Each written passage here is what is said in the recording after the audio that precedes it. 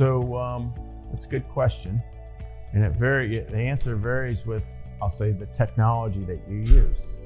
Our technology, we store air in a tank. As long as the tank's not leaking, which it shouldn't, you could store it indefinitely.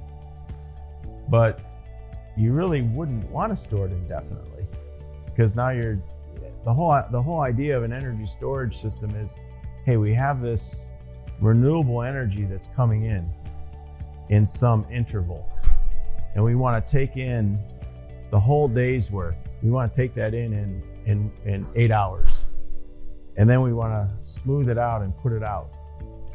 So you wouldn't want something that would last. You don't need something that would last, say, a week or a month or whatever. Batteries, for example, they hold their charge pretty good. But that's really not what the battery is meant for. The battery is really meant for a lot of cycling.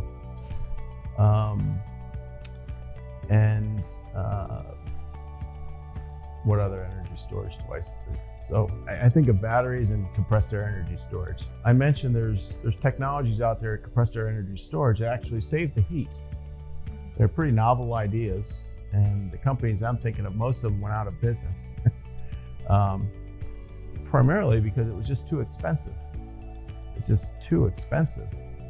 But it had the drawback that if you store the heat and try to reintroduce that to the cycle, if you did it over a half a day period of time, okay.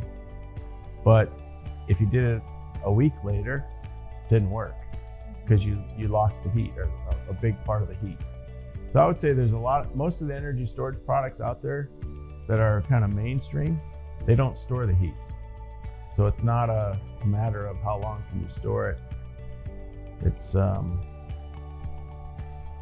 chemically stored, or in our case, it's an air tank stored.